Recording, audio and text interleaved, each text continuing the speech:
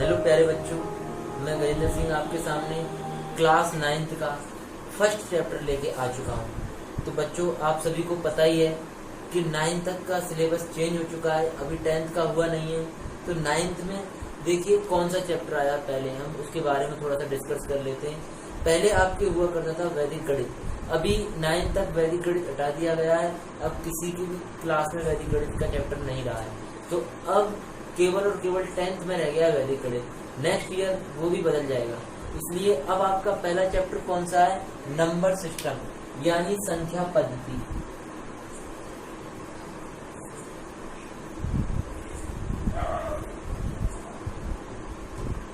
संख्या पद्धति यानी इसका नाम है नंबर सिस्टम।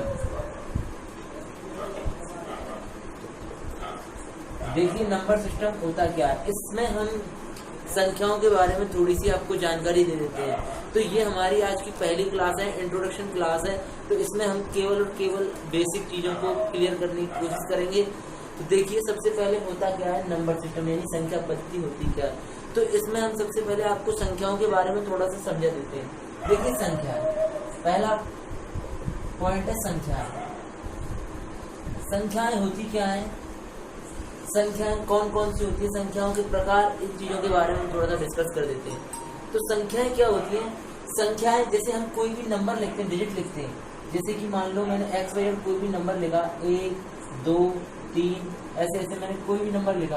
तो ये देखिए बच्चों, इन सब में एक एक डिजिट है, 9 तक जाएगा ये सारा का सारा डिजिट, ये अंक कहलाएंगे। आपको क्या कहलाएंगे? अंक। जैसे ही 10 या 10 से कोई बड़ी संख्या बनती है, कोई भी नंबर हो सकता है 2 डिजिट का, एक जिसमें एक से अधिक डिजिट यूज हो, तब जाके आपका एक संख्या बनके तैयार होती है। अब ये आपकी इनफिनिटी यानी अनंत तक कुछ भी हो सकती है।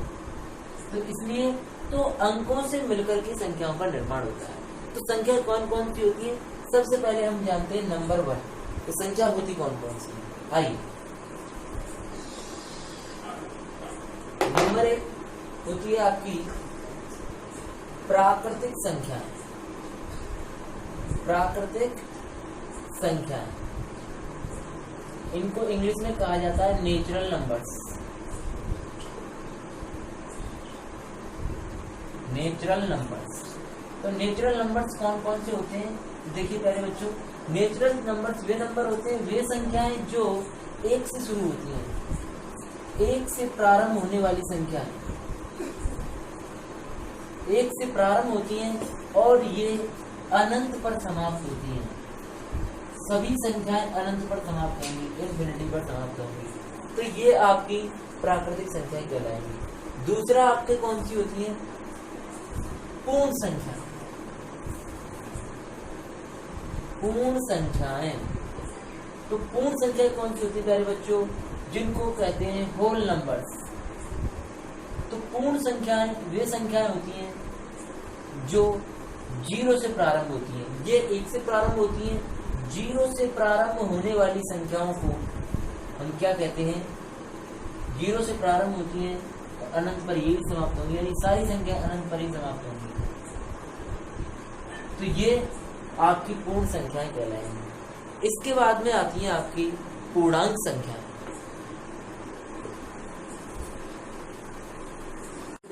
बन रही है, तो क्या होती है तीसरी वाली? पूर्णांक संख्या।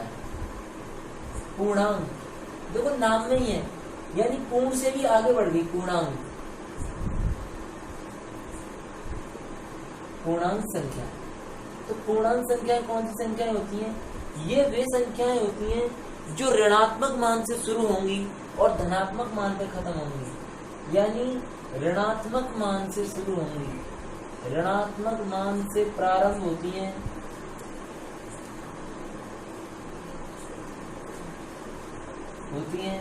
और अनंत पर समाप्त होती हैं। अभी मैंने आपको सबसे पहले पढ़ाया था प्राकृतिक संख्या। प्राकृतिक संख्या 1 से शुरू हुई थी, पूर्ण संख्या 0 से शुरू हुई थी और पूर्णांक संख्या ऋणात्मक मान से शुरू होती है, अनंत पर समाप्त होंगी। ये भी तो देखिए अनंत पर समाप्त होती है।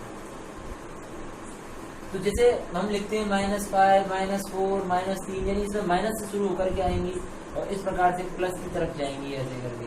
अनंत तक जाएंगी तो आएंगी कहाँ से? ये अनंत से ही आएंगी और अनंत पर ही जाएंगी, पता नहीं कहाँ से आएंगी। ये अनंत से शुरू होंगी और अनंत पर समाप्त होंगी, यानी माइनस के अनंत से प्लस के पॉजिटिव, यानी ऋणात्मक मान से धनात्मक, यानी नेगेटिव इंटीजर्स से पॉजिटिव इंटीजर्स की तरफ जाती हैं संख्याएं। इनको हम कहते हैं पूर्णांक संख्याएं। तो थोड़ा सा हमें इन संख्याओं के बारे में थोड़ी सी जानकारी है और वो हम आपको आगे दे देते हैं, जिससे कि चैप्टर को समझने में आपको बहुत ही आसानी होगी। अगर आपको जरा भी किसी भी संख्या में कोई भी दिक्कत लगी तो आप वीडियो को दोबारा से देखिए। और मेरा सभी बच्चों से निवेदन है, बच्चों आप वीडियो को बिल्कुल भी स्किप ना करें, पूरा वीडियो देखें, जब आपकी समझ में आएगा पूरा वीडियो, जिससे कि आपके जितने भी डाउट होंगे आप पूरा वीडियो देख करके सारा का सारा डाउट आपका क्लियर हो जाएगा। तो देखिए अब आप आगे बढ़ जाते हैं। अगली होती है हमारी परमेय संख्याएं। वेरी इंपॉर्टेंट है बच्चों परमेय संख्याएं, क्योंकि इस चैप्टर के अंतर्गत हम आपको परमेय और अपरमेय संख्या के बारे में ही बताएंगे, क्योंकि पूरा चैप्टर ये परमेय और अपरमेय संख्या के ऊपर ही है। इनको बोलते हैं रेशनल नंबर्स, इंग्लिश में बता देता हूँ मैं, रेशनल नंबर। तो रेशनल नंबर पर यह पूरा का पूरा चैप्टर है। तो देखिए रेशनल नंबर्स क्या होते हैं? वे संख्याएं जो P बटा Q के रूप में निरूपित की जाती हैं उन्हें परमेय संख्या कहते हैं। P बटा Q के रूप में लिखी जाने वाली संख्याओं को हम क्या कहते हैं बच्चों? परमेय संख्या कहते हैं।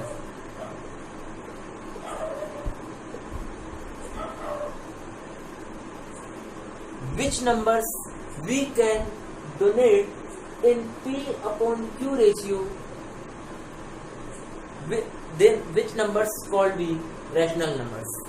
तो ये वे संख्याएं जिन्हें हम P बटा Q के रूप में लिख सकते हैं, वे परमेय संख्याएं कहलाती हैं। परमेय संख्या जैसे कि मैं आपको एक बता देता हूँ, जैसे कि आपने लिखा 1/2, 1/4, 5/6, इस तरीके से लिखी जाने वाली संख्याओं को हम परमेय संख्या कहते हैं। इसके बाद में आती हैं अपरमेय संख्या। अपरमेय, अब देखिए नाम से ही क्लियर हो रहा है, यानी जो परमेय ना हो उसे कहेंगे अपरमेय संख्या। यानी ये वे नंबर होते हैं जिन्हें हम P बटे Q के रूप में निरूपित नहीं कर सकते, यानी इसको हम P बटे Q के रूप में लिख सकते हैं, लेकिन बच्चों ध्यान रहे Q का मान 0 नहीं होना चाहिए। इसमें Q का मान अगर 0 हो गया तो परमेय संख्या नहीं कहलाएगी। यहाँ पर अपरमेय संख्या यानी इसको P बटे Q के रूप में नहीं लिखा जा सकता, यानी ये परमेय का विलोम होता है, अपरमेय नहीं लिखा जा सकता।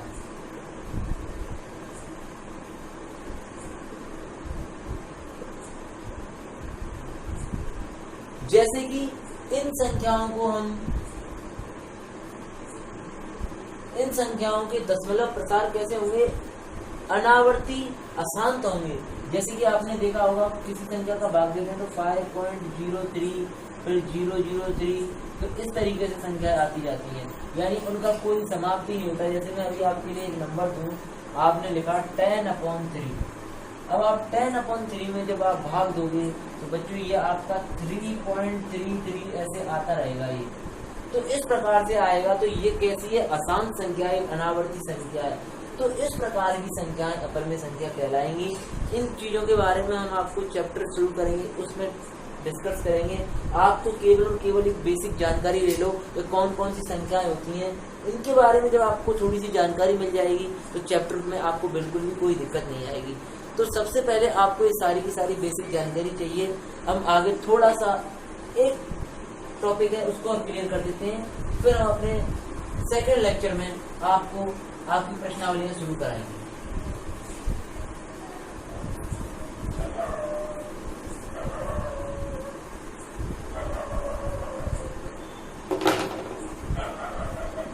देखिए बच्चों, हमने इसमें पढ़ाया आपको संख्याएं, तो संख्याओं के बारे में हमने आपको जानकारी दे दी है।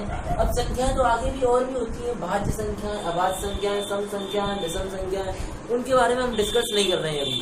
क्यों? क्योंकि अभी उनके बारे में आप पहले पढ़ चुके हो और उनकी इसमें कोई जानकारी ऐसी आपको बताने की जरूरत नहीं है। आपको मेन इसमें पकड़ना है, वो कौन सा पकड़ना है? परमेय संख्या को पकड़ना है।